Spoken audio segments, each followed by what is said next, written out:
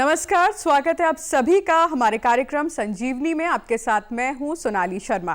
दर्शकों, संजीवनी एक ऐसा कार्यक्रम है जिसमें हम चिकित्सा की अलग अलग पद्धतियों के बारे में विस्तार से बातचीत करते हैं, जैसे कि आयुर्वेद, यूनानी, होम्योपैथी। इन तमाम अलग अलग पद्धतियों के विशेषज्ञों को हम अपने कार्यक्रम में आमंत्रित करते हैं, जो इन तमाम पद्धतियों से जुड़े उपचार की जानकारी हमारे माध्यम से आप तक पहुंचाते हैं। आज इसी कड़ी में हम बात करने वाले हैं एक बेहद महत्वपूर्ण पद्धति जिसको इलेक्ट्रो होम्योपैथी कहा जाता है, और इस पर जानकारी देने के लिए बेहद खास मेहमान हमारे साथ स्टूडियो में उपस्थित हैं, electro homeopath doctor KPS Chauhan ji. उनसे जानेंगे कि आखिर ये पद्धति क्या है और इस पद्धति के जरिए किन किन गंभीर बीमारियों का उपचार आज के समय में संभव है। तो चलिए डॉक्टर साहब का सबसे पहले स्वागत करते हैं।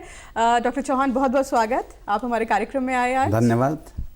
तो डॉक्टर साहब, जैसे कि आज हमने अपने दर्शकों को बताया कि इलेक्ट्रो होम्योपैथी को लेकर आज हम चर्चा करने वाले हैं, बातचीत करने वाले हैं। ये नाम बहुत ही हमने कम सुना है। सबसे पहले हम जानना चाहेंगे कि इलेक्ट्रो होम्योपैथी ये पद्धति क्या है? इलेक्ट्रो होम्योपैथी विश्व की पूर्ण रूप से प्राकृतिक चिकित्सा पद्धति है, जिसमें हम पेड़ पौधों का, औषधीय पेड़ पौधों का अर्क एक्सट्रैक्ट निकालते हैं और उस एक्सट्रैक्ट को हम स्पेसिफिक एसेंस कहते हैं, उसके माध्यम से चिकित्सा की जाती है। दूसरा, इलेक्ट्रोपैथी का सिद्धांत है, हमारे शरीर में दो जीवनीय पदार्थ संचित रहते हैं। जब उनमें कोई अशुद्धि हो जाती है, इम्प्योरिटी हो जाती है, दूषित हो जाते हैं, तो उनको जो है दूषित होने के कारण शरीर में जो रोग उत्पन्न होते हैं, उन रोगों को दूर करने के लिए हम उस रक्त और रस को इलेक्ट्रोपैथी की स्पेसिफिक मेडिसिन से ठीक करते हैं। जब रस और रक्त का दूषित होना समाप्त हो जाएगा तो रोग अपने आप ही समाप्त हो जाएगा, और यही इलेक्ट्रोपैथी का मूल सिद्धांत है जी। तो जैसा कि नाम से है इलेक्ट्रो और होम्योपैथी, तो क्या ये होम्योपैथी की ब्रांच है? इसकी शुरुआत कहाँ से है?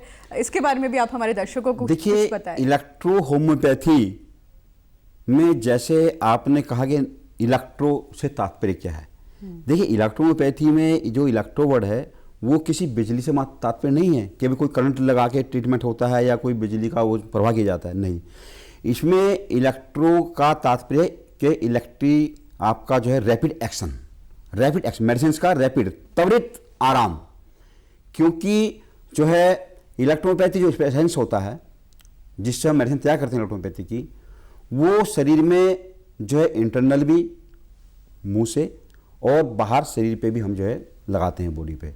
तो बाहर लगाने से और जो है पीने से तुरंत एकदम त्वरित आराम मिलता है, जैसे और किसी चीज़ पद्धति में नहीं मिलता, इसलिए इसका नाम इलेक्ट्रो रखा गया। दूसरा एक पहलू ये भी है कि जो पेड़ पौधे होते हैं उनमें एक शक्ति होती है, और उस शक्ति को हम बायो एनर्जी कहते हैं, और बायो एनर्जी या ओडी फोर्स आदि शक्ति जो ब्रह्मांड में होती है, वो आदि शक्ति इन पेड़ पौधों में भी पाई जाती है। और इलेक्ट्रोपैथी में जो है उन पेड़ पौधों का एक्सट्रैक्ट निकाल करके स्पिरिट एसेंस बना करके उस ओडी फोर्स को हम जो मेडिसिन के माध्यम से बॉडी में भेजते हैं और बीमारी समाप्त हो जाती है। इसलिए जो है इसका नाम इलेक्ट्रो होम्योपैथी रखा गया। दूसरी बात, यह चिकित्सा पद्धति वैसे इटालियन की है, इटली की है, और 1865 में ईजाद हुई थी। भारत में 1912 में आई है, और तब से जो है ये जो है भारतीय जनता को जो है लाभान्वित कर रही है और उनके रोग कष्टों को दूर कर रही है। बिल्कुल। तो डॉक्टर साहब, ये भी यहाँ पर जानेंगे कि जैसे तमाम पद्धतियों के बारे में हम सुनते हैं, आयुर्वेद हो, यूनानी पद्धति हो, होम्योपैथी हो, इलेक्ट्रो होम्योपैथी के बारे में चीज़ें इतनी आजकल कम क्यों सुनने को मिली है, या क्या ऐसी वजह है कि इसका इतना ज़्यादा प्रचार प्रसार नहीं हुआ है? देखिए, वैसे तो हर चिकित्सा विधा का एक अपना अपना रूप होता है, और जहाँ तक आपने प्रश्न किया कि जो है इसको कम जानते हैं, नहीं, मैं ये नहीं कह सकता कि हम जानते हैं। हाँ, कि जो है जितना जानना चाहिए था आज के समय में उतना लोग नहीं जान पा रहे हैं। पूरे भारतवर्ष में इलेक्ट्रोपैथी संगठन EMA, electro homeopathy medical association के माध्यम से जो है पूरे भारतवर्ष में निःशुल्क चिकित्सा शिविर, निःशुल्क स्वास्थ्य जांच शिविर और आपका सम्मेलन, कॉन्फ्रेंस, नुक्कड़ सभाएं तथा मेडिकल समाचार पत्र, मेडिकल समाचार पत्रिकाएं, मासिक पत्रिकाएं का प्रकाशन कर निःशुल्क वितरित किए जाते हैं और जो है भरसक प्रयास हो रहा है कि जो है ये लोगों में लोकप्रिय बने और लोग, जनता जो है इसको जाने और इससे लाभान्वित हों। बिल्कुल। तो डॉक्टर साहब, अब आपसे जानना चाहेंगे कि इलेक्ट्रो जो होम्योपैथी, ये जो पूरी एक ब्रांच है, किन किन बीमारियों का इलाज आज के समय में इलेक्ट्रो होम्योपैथी में संभव है? क्योंकि आज अगर हम देखें, बदलते समय में हम देखें तो बीमारियां आजकल कम उम्र से लेकर बुजुर्गों तक सभी में देखने को मिलती है और गंभीर बीमारियों का स्तर तेजी से बढ़ता जा रहा है। ऐसे में आपकी इस पद्धति में किन किन बीमारियों का इलाज संभव है? देखिए, इलेक्ट्रो होम्योपैथी ब्रांच नहीं है। इलेक्ट्रो होम्योपैथी पूर्ण स्वतंत्र वैज्ञानिक चिकित्सा पद्धति है, कंप्लीट मेडिकल साइंस है, जिसका अपना फार्माकोपिया, अपनी मैथमेटिका और अपनी फार्मेसी होती है। जहां तक प्रश्न है बीमारियों का इलाज का, देखिए इलेक्ट्रो होम्योपैथी में ऐसी कोई बीमारी नहीं जिसका उपचार न होता हो। इलेक्ट्रो होम्योपैथी में जो है नए पुराने सभी प्रकार के बीमारियों का इलाज होता है और सफलतापूर्वक होता आ रहा है और हम लोग कर रहे हैं। जी बिल्कुल। डॉक्टर साहब, होम्योपैथी और इलेक्ट्रो होम्योपैथी, क्योंकि बोलने में बहुत सामान्य, एक तरह से कॉमन नाम लगते हैं, तो फ़र्क क्या है? आम इंसान को आप किस तरह से समझाएंगे कि इलेक्ट्रो होम्योपैथी और होम्योपैथी में डिफरेंस क्या है? क्यों वो आपके पास आए, होम्योपैथी पे ना जाए या जाए, बिल्कुल जैसी उसकी प्रेफरेंस है, लेकिन फ़र्क क्या है जिससे लोगों को पता चले कि इस विधा में ये चीज़ें उपलब्ध हैं? देखिए, इलेक्ट्रो होम्योपैथी का सिद्धांत अलग है, होम्योपैथी का अलग है। होम्योपैथी में सिम्प्टोमेटिक होता है, इलेक्ट्रोपैथी में कॉन्स्टिट्यूशनल, पेशेंट्स की, व्यक्ति की टेम्परामेंट और उसका आई डायग्नोसिस के माध्यम से जांच होती है। दूसरा, मेडिसिन से मैन्युफैक्चरिंग का जो प्रोसेस वो डिफर है। इलेक्ट्रोपैथी में कोई केमिकल, अल्कोहल यूज नहीं होता है दवाई बना, स्प्रे निकालने के लिए। केवल इलेक्ट्रोपैथी की जो दवाई है वो आंसू जल, डिस्टिल्ड वाटर में तैयार की जाती हैं, जबकि होम्योपैथी में मदर टिंचर अल्कोहल से इस्तेमाल होती है। दूसरा, इलेक्ट्रोपैथी में केवल 114 प्लांट्स हैं औषधीय, केवल उनसे ही एक्सट्रैक्ट निकाला जाता है, जबकि होम्योपैथी में प्लांट्स भी हैं और जो है एनिमल्स, इंसेक्ट, जीव जंतु भी, केमिकल भी इस्तेमाल होते हैं। और मैं कह सकता हूँ इलेक्ट्रोपैथी जो है पवित्र, स्पिरिचुअल, क्यों? क्योंकि ओनली हर्ब्स यूज होती है, no any insect, no any animals का कोई वो नहीं होता।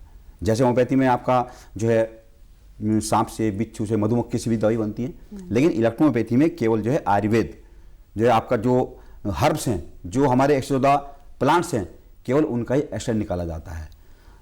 दूसरा, जो ट्रीटमेंट देने का तरीका है, हम रोगी की सिम्टम को नहीं देखते हैं कि लक्षण क्या है, नहीं, हम बीमारी के कारणों को दूर करते हैं कि जो बीमारी हुई उसका कारण क्या है, क्यों हुई। दूसरा, अब कारण क्या है? ब्लड एंड लिम्फ, रस और रक्त का दूषित होना, जो हमारी बॉडी में बह रहा है, संचरित होता रहता है। जब हम उस रस और रक्त के दोष को, अशुद्धि को शुद्ध कर देंगे, ठीक कर देंगे, तो रोग का कारण अपने आप समाप्त हो जाएगा और रोग ठीक हो जाएगा। Electropathy treatment is temperamental and जो है cause of disease, vitiation of lymph and blood, रस और रक्त का दूषित होना माना गया है। यही अंतर है होम्योपैथी में और इलेक्ट्रोपैथी में। दूसरा एक ये भी है कि इलेक्ट्रोपैथी दवाई जो है त्वरित कार्य करती है। त्वरित, मान लिया अगर आपको जो है दर्द हुआ है, तो अगर दर्द पेट में हुआ है तो हम जो है उसको दवाई पिलाएंगे भी और उसको जिस रीजन में दर्द हुआ है वहां उसको लगाएंगे भी, तुरंत आराम मिल जाता है। इलेक्ट्रोपैथी का जो मेडिसिनल से एक्शन होता है, जैसे जीभ पर रखा तुरंत एकदम एक्शन शुरू हो जाता है। बिल्कुल, यही जानना चाहती थी आपसे कि जो दूसरी पद्धतियां होती हैं, कई बार उनके इलाज में कई महीनों का समय हमें देना पड़ता है और तब जाकर असर दिखाई देने पड़ता है, तो इसमें कम से कम कितने समय में इफेक्ट दिखने लगता है? देखिए, मैंने अभी आपको कहा कि अगर दर्द है तो दर्द निदान मिलेगा, यानी कि दर्द एकदम एक्यूट। देखिए, बीमारी का इलाज की अवधि को निश्चित नहीं, निर्धारित नहीं होती है। ये डिपेंड करता है कि अगर रोग नया है, दर्द अभी हुआ तो अभी जाएगा ही, तुरंत बंद हो गया, एक डोज में आराम हो गया, ठीक है। अब अगर बीमारी आपकी नई है तो जल्दी आराम मिल जाएगा, और अगर बीमारी आपकी पुरानी है तो फिर समय थोड़ा लगेगा। इसलिए लंबा इलाज या जल्दी इलाज का हम ये डिफरेंस नहीं दे सकते। बीमारी पर निर्भर करता है कि बीमारी जो है वो नई है पुरानी है, जी, इस पर डिपेंड करता है। बिल्कुल। तो डॉक्टर साहब, अब आपसे जानना चाहेंगे कि मान लिए कोई पेशेंट आपके पास आता है, तो किस प्रकार से आप डायग्नोज करते हैं कि इसको क्या बीमारी है? अगर वो आपको नहीं बताए तो किस तरह से शुरुआती जांच में आप ये पता लगाते हैं कि क्या कौन सी ऐसी बीमारी है जिससे ये व्यक्ति पीड़ित है? ठीक है, देखिए, इलेक्ट्रो होम्योपैथी का जो डायग्नोज है, टूल्स ऑफ डायग्नोज है जिसे हम निदान करते हैं, वो आइरिस एनालिसिस है। आँख में हमारा एक पार्ट होता है आइरिस जिसे कहते हैं। हम आइरिस्कोप के माध्यम से आई को कैप्चर कर लेते हैं, फोटो ले लेते हैं आँख का, और फिर जो हमारे आइडियोलॉजिस्ट होते हैं वो रिपोर्टिंग करते हैं, और उसमें आँख देख करके कि आपका हेल्दी या अनहेल्दी स्टेटस क्या है, और कौन सा आपका ऑर्गन जो है काम, ये वर्क जो है कम कर रहा है या ज़्यादा कर रहा है, उसमें क्या चेंजिंग आने वाली हैं, वो सारा उसके चिन्ह हमारी आंख में प्रकट हो जाते हैं, और उन चिन्ह को देखकर हम जो है बिना बताए बता देंगे आपको जो है ये प्रॉब्लम हो चुकी है या होने वाली है या आपको हो रही है। जी हाँ, ये डायग्नोज इलेक्ट्रोपैथी का है, और कोई साइड इफेक्ट नहीं है इस डायग्नोज का। तो केवल आइरिस पे ही निर्भर करता है पूरा आपका डायग्नोसिस? यस, देखिए, जो फंडामेंटली है, सैद्धांतिक रूप है, वो तो आई डायग्नोसिस है, लेकिन जो अदर चीजें हैं जैसे पल्स देखना हुआ, बीपी देखना हुआ, टाइम से देखना हुआ, ये तो एक कॉमन है। ये किसी थेरेपी का वो नहीं है कि हाँ भाई ये केवल उसी थेरेपी में आता है, ठीक है। इलेक्ट्रोपैथी में केवल आपका जो है मेडिसिन ट्रीटमेंट है, आपका मैकेनिकल ट्रीटमेंट नहीं है। हम कोई सर्जरी नहीं करते हैं। इलेक्ट्रोपैथी में आपका गुर्दे की पथरी से लेके आपका रसोली ट्यूमर तक, चाहे यूट्रस का हो, चाहे ओवरी का हो, चाहे आपका कहीं का भी ट्यूमर हो, कहीं भी हो, पथरी, सबका इलाज बिना सर्जरी के, बिना ऑपरेशन किए ठीक हम करते हैं इलेक्ट्रोपैथी मेडिसिन से। दूसरा, इलेक्ट्रोपैथी मेडिसिन की एक विशेषता ये भी है कि जो है इसको ये नहीं कि आपने उसी टाइम खाना है, नहीं, जब भी आपको वक्त मिले आप तभी ले सकते हैं, नो टाइम बॉन्ड, ठीक है। दूसरा जो है, आप इनकी दवाई को जो है आप पानी में, जूस में, दूध में, चाय में, सब्जी में, दाल में, कहीं में भी ले सकते हैं, क्योंकि एक माध्यम है, बस मुंह में जाना चाहिए, ठीक है। दूसरा, ये यानी कि नियम कम से कम है। हाँ जी, सुबह दिन शाम जैसे हाँ, दवाइयों के अमूमन बिल्कुल, होते हैं। बिल्कुल, जैसे मान लिया एलोपैथी में आपका खाली पेट नहीं खाएंगे आप, अल्सर पैदा कर देगा, इसमें नहीं है। बल्कि इसमें तो हम कहते हैं जो है, अगर जो है माउथ में आप खाली पेट लेंगे तो ज़्यादा अच्छा, ज़्यादा काम करेगा, बिकॉज नर्वस सिस्टम पे, वात नाड़ियों पे ज़्यादा काम इफेक्ट एकदम होता है इसका ट्रीटमेंट। दूसरा जो है, इसका जो एक्सट्रैक्ट होता है, इसकी दवाई होती है, वो आपका टेस्ट तो कुछ होता नहीं है, टेस्टलेस होती है, ठीक है, कड़वी होती नहीं है, ना खट्टी ना मीठी, इसलिए बच्चे बूढ़े किसी भी किस्म के, बिल्कुल डॉक्टर, दवाइयों पर भी आएंगे, उन पर भी आपसे जानकारी लेंगे, लेकिन अभी जैसे आपने बताया कि आइरिस का एक फोटो आपको चाहिए होता है, तो क्या इसके लिए भी स्पेसिफिक लोग होते हैं जो फोटो ये निकालते हैं, या कोई भी पेशेंट आपको भेज सकता है? और फिर उसके बाद कितना टाइम लगता है रिजल्ट आने में इस पूरे टेस्टिंग प्रोसेस में? क्योंकि दूसरी पद्धतियों की अगर हम बात करें तो 1 या 2 दिन में टेस्ट रिजल्ट आ जाते हैं, तो इसमें जब आइरिस की आप स्टडी करते हैं तो उसमें लगभग कितना समय लगता है? देखिए, आइरिस के लिए जो है कम से कम 5 घंटे चाहिए स्टडी करने में, तो इसलिए जो आइरिस करते हैं, एनालिसिस करते हैं, वो एक दिन टाइम लेते, एक दिन समय ले लेते हैं, ठीक है। लेकिन कुछ चीज़ें हैं जो साथ साथ ही देख करके पेशेंट्स को बताई जाती है कि आपको ये प्रॉब्लम हो रही है, और डीपली स्टडी के लिए फिर उसको हम टाइम लेते हैं, जो है 1 दिन का टाइम लग जाता है।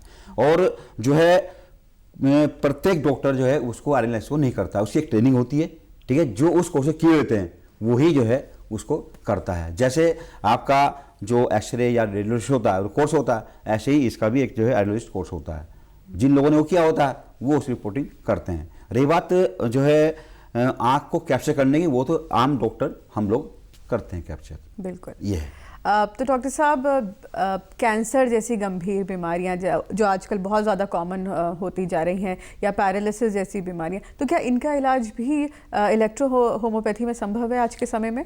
देखिए, इलेक्ट्रो होम्योपैथी जो है किसी भी बीमारी को जटिल बीमारी नहीं मानती है। क्यों नहीं मानती है? उसका कारण ये है कि मनुष्य का शरीर 65% पानी से बना होता है और इलेक्ट्रोपैथिक मेडिसिन भी पानी की ही बनी हुई है, तो वो सेल्स में एंटर आराम से कर जाती हैं। और कैंसर हो या फिर और अदर जो बीमारी हैं, जैसा आपका कहना है कि उसकी सेल्स में जब वो चीज़ जाएगी, जो ओडी फोर्स हमने बोला आपको, बायो एनर्जी जाएगी, तो सेल्स को जो है स्टिमुलेट करेगी। जो सेल्स जो है डिफेक्ट हुई है उसको सही करेगी, साथ में उस ऑर्गन्स को भी जो है एनर्जी देगी, और एनर्जी के साथ साथ ह्यूमन की इम्यूनिटी पावर भी बढ़ाती है इलेक्ट्रोपैथी की मेडिसिन। इसलिए इलेक्ट्रोपैथी मेडिसिन से जो है कोई भी बीमारी हो, चाहे आपका कैंसर हो, पैरालिसिस हो या अदर्स कुछ भी हो, सब ठीक करती है। डॉक्टर साहब, अनुवांशिक रोगों के बारे में क्या इस विधा में जानकारियाँ मिल सकती हैं कि पहले आपके जो मतलब जो आपके फोफादर्स रहे हों वहाँ से ये बीमारी आई है? क्या इतना भी इस पद्धति में पता चल जाता है कि अनुवांशिक रोग कहाँ से आए हैं, माता की तरफ से आए हैं, पिता की तरफ से आए हैं? जी, देखिए, इलेक्ट्रोपैथी में जो है उसके डायग्नोज के माध्यम से जो है शरीर में होने वाले अनुवांशिक रोग का पता आसानी चल जाता है कि ये आपके मैटरनल डिजीज है या पैटर्नल है। क्योंकि विदाउट ब्लड लिए हुए हम आरएनए एनालिसिस से उसका डोमिनेंस बता देंगे कि आपके अंदर आपके फादर की या मदर की क्वालिटी है। तो जो अगर उसके फादर को कोई बीमारी रही है और अगर उसका डीएनए, उसका डोमिनेंस पैटर्नल है व्यक्ति का, तो जो है उसको उस बीमारी की आने की संभावना रहेगी, उसी क्वालिटी डिसक्वालिटी होती है। और दूसरा, इलेक्ट्रोपैथी डायग्नोसिस से आपका जो है पहले कौन सा ऑर्गन्स आपका डिफेक्ट हो चुका, कौन सी बीमारी आपको रही है पहले, ठीक है। क्योंकि इलेक्ट्रोपैथी जो है फिजियोलॉजी पर डिपेंड करती है, फिजियोलॉजी ऑर्गन्स पे, बीमारी पे नहीं, ऑर्गन्स पे। तो अब जब मान लिया लीवर है, अगर लीवर काम कम कर रहा है तो ऑलरेडी जितनी बीमारी होती है लीवर में, हेपेटाइटिस हो गया, लीवर बढ़ना हो गया, भूख न लगना हो गया, पीलिया होना हो गया, वही तो होती हैं। तो जब लीवर का आ गया कि आपका लीवर जो है पहले इफेक्ट हो चुका था, डिफेक्ट आपका, तो आपको बीमारी रही है वो चीज़, ठीक है। और प्रेजेंट में जो है क्या स्टेटस आपका, हेल्दी स्टेटस है, वो भी मालूम हो जाता है। और फ्यूचर में आपको क्या होने की संभावना है, उनका भी मालूमात इसमें हो जाता है। यानी कि एक तरह से कहा जाए तो पूरी मेडिकल हिस्ट्री हम जो इससे ले जान सकते हैं। जी हाँ, बिना पेशेंट के पूछे कि आपको ये चीज़ हो चुकी है पहले और अब आपका ये ऑर्गन्स जो है डिफेक्ट उसमें जा रहा है, आप प्रिकॉशन ले लीजिए प्लीज़। जैसे मान लिया जो है कोलेस्ट्रॉल बढ़ना होता है या शुगर का लेवल बढ़ना होता है, देखिए अदर सिस्टम में जब मालूम हो पाता है जब हम उसका ब्लड टेस्ट करेंगे तो उसमें उसका लेवल बढ़ का आएगा। तो जब तक हमें उसका मालूम होगा तब तक तो पेशेंट्स का लीवर जो है कुछ हद तक डैमेज हो चुका होगा जी। लेकिन इलेक्ट्रोपैथी में बिना डैमेज हुए पहले प्रिकॉशन संकेत मिल जाएगा कि आपका जो है कोलेस्ट्रॉल इम्बैलेंस हो रहा है, इसलिए लीवर आपका जो है वर्क कम कर रहा है, आप जो है इसका प्रिकॉशन ले लीजिए या वो ले लीजिए। दूसरा, इलेक्ट्रोपैथी का मैं बता दूं आपको एक फ़ायदा सबसे अच्छा ये है कि ये नहीं कि जो ये डायग्नोज केवल बीमार व्यक्ति ही जो है कराएगा, नहीं, इस डायग्नोज को, इस एनालिसिस को तो स्वस्थ व्यक्ति को भी करना चाहिए ताकि उसको मालूम हो सके कि मुझे आगे मतलब कौन सा मेरा ऑर्गन्स जो है डैमेज होने की स्थिति में जा रहा है, ताकि आगे प्रिकॉशन ले लेगा, मैनेजमेंट ले लेगा तो स्वस्थ रहेगा, ये उसका है। बिल्कुल। तो कहीं ना कहीं भविष्य में अगर किसी रोग से बचना है और अगर आपका कोई ऑर्गन ठीक से काम नहीं कर रहा है तो इसमें आप उसके बारे में भी जान सकते हैं इलेक्ट्रो होम्योपैथी में। जी हाँ, बिल्कुल। डॉक्टर साहब, अब दवाइयों की बात करते हैं। प्लांट बेस्ड आपने कहा, प्लांट से आप ड्राइव करते हैं सारी चीज़ें, तो किस तरह के पौधों को ये चुनना पड़ता है, ख़ास तौर पर किसी जगह के, या इनके लिए कुछ उद्यान आप लोग स्थापित करते हैं? तो इसके जो मेडिसिन हैं इनके बारे में बताइए कुछ। देखिए, इलेक्ट्रोहोम्योपैथी की जो मेडिसिन तैयार की जाती हैं वो 114 प्लांट्स हैं, औषधीय पौधे 114 हैं। कुछ उनमें भारत में पाए जाते हैं, मतलब 80 प्लांट भारत में पाए जाते हैं और 34 प्लांट विदेशों से हमें मंगाने पड़ते हैं। लेकिन अब कुछ कंपनियां भारत में ही अपना कल्टीवेशन कर रही हैं, वो जो है इलेक्ट्रोपैथी के प्लांट्स वहाँ जो है कल्टीवेट कर रही है और एक्सट्रैक्ट निकाल रही है और मेडिसिन बना रही है। दूसरा जो है इलेक्ट्रोपैथी के प्लांट्स का मैंने आप बताया कि जो मेथड है स्पेस निकालने का, एक कोवेशन मेथड होता है और उसका एक्सट्रैक्ट निकाला जाता है और एक्सट्रैक्ट निकाल करके हम उस एक्सट्रैक्ट को बोलते हैं स्पेसिफिक एसेंस, जिसमें एक जो है ओडी फोर्स होती है। बिल्कुल। डॉक्टर साहब, अगर मान लीजिए कोई किसी बीमारी से ग्रसित है और वो दूसरी पद्धति से भी इलाज करा रहा है, मान लीजिए होम्योपैथी इलाज उसका चल रहा है, एलोपैथी चल रहा है, तो ऐसे में क्या साथ साथ इस पद्धति का इलाज भी किया जा सकता है? क्या 2 इलाज एक साथ संभव है इसके साथ? क्योंकि कई बार ऐसे लोग सोचते हैं कि हमारा जो इलाज चल रहा है वो चलता रहे, लेकिन हम ये भी ट्राई करना चाहते हैं, तो क्या ऐसा संभव हो पाता है? देखिए, वैसे तो अगर कोई मरीज इलेक्ट्रोपैथिक ट्रीटमेंट ले रहा है तो उसको दूसरा ट्रीटमेंट लेने की ज़रूरत ही नहीं पड़ेगी, दूसरा इलाज लेने की आवश्यकता नहीं होगी, क्योंकि इलेक्ट्रोपैथी की औषधि में वो शक्ति है, वो ताकत है कि जो है वो अपने आप ही जो है ठीक कर देगी उनको। लेकिन अगर फिर भी कोई रोगी जो है लेना चाहता है दूसरा इलाज तो ले सकता है। बिल्कुल, यानी कि उसमें हाँ। इतना ज़्यादा कोई परेशानी की बात जी। नहीं है।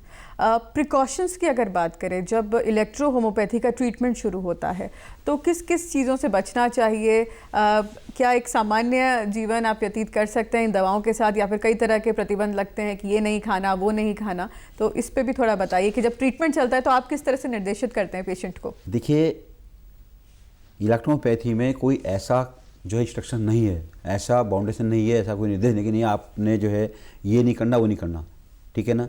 ये डिपेंड करता है पेशेंट्स की कंडीशन के ऊपर, ठीक है ना। भाई मान लिया कमज़ोर व्यक्ति है ना, उसको फीवर हो रहा है, तो मान लिया अगर वो काम करता है बुखार और बढ़ेगा, कमजोरी वैसे बढ़ता है।